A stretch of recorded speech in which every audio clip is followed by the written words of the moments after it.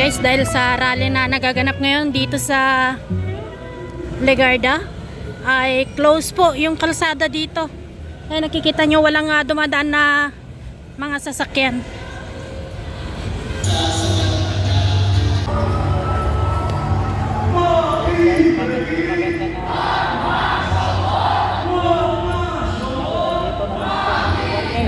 Wag makibeki Becky.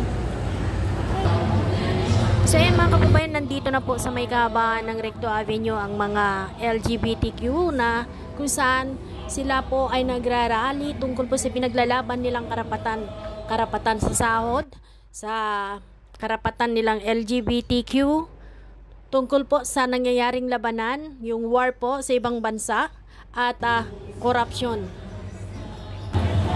Ayon sa mga nakasaksi mga kababayan, ang mga LGBTQ community ay nakikipaggirian sa mga pulis, ngunit hindi sila nagtagumpay na mabuwag ang barikada, kaya't sila ay hindi nakalusot papuntang Menjola, kaya't yung rally nila ay dito na lamang po ginanap. Napakakapal po nung kapulisan natin dito ngayon, kaya't hindi sila nagtagumpay na makapasok. At may kasama pang dalawang badwire dito sa harap ng mga kapulisan.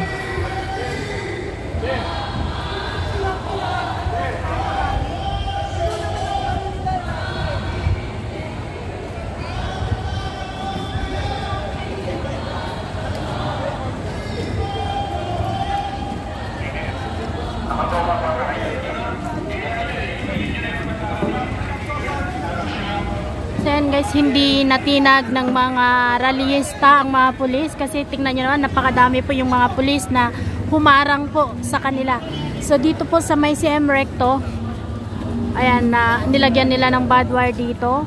Ayan, 1, 2, dalawang linya po yan, kaya hindi po nakapasok yung mga rallyista, ang LGBTQ kasama ang Gabriela at saka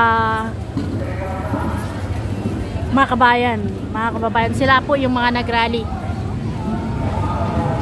So hindi nila natinag yung pulis kasi marami pong mga kapulisan ang talagang humarang. Grabe.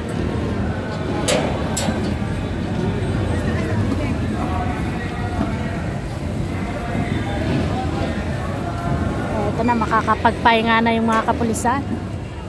Hindi natin naabutan yung entrada ng mga rallyista kasi na-late po tayo, no, mga kababayan. Nakita lang po natin yung balita.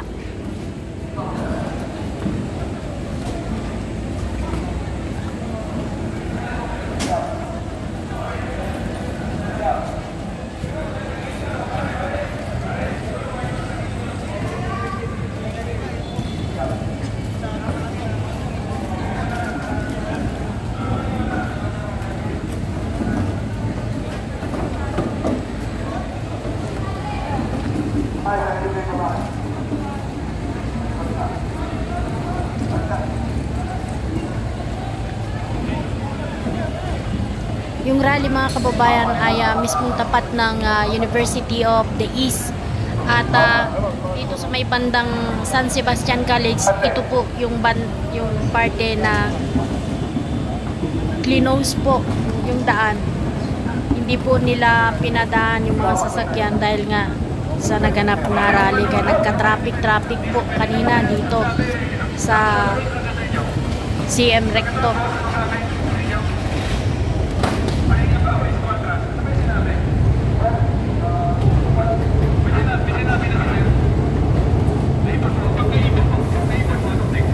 Yung hawak-hawak ng mga LGBTQ na banner guys ay may nakasulat na ang Pride ay protesta,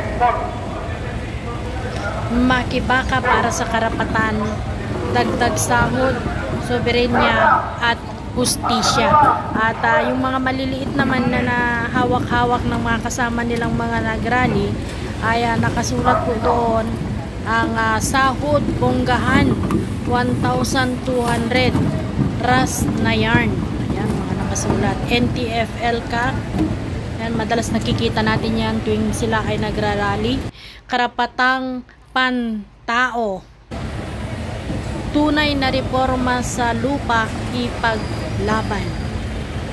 Ayan, marami po yung kanilang ipinaglalaban, hindi lamang po yung karapatan nila na LGBTQ.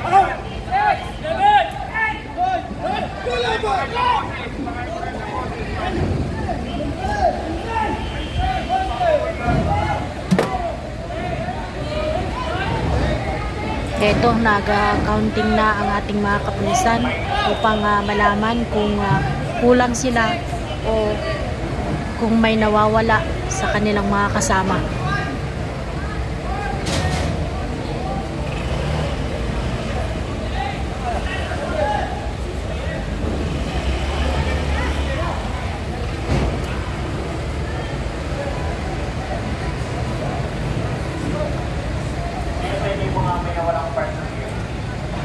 Narecover nyo ba?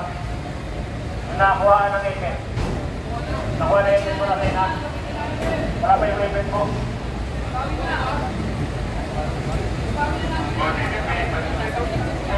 Baka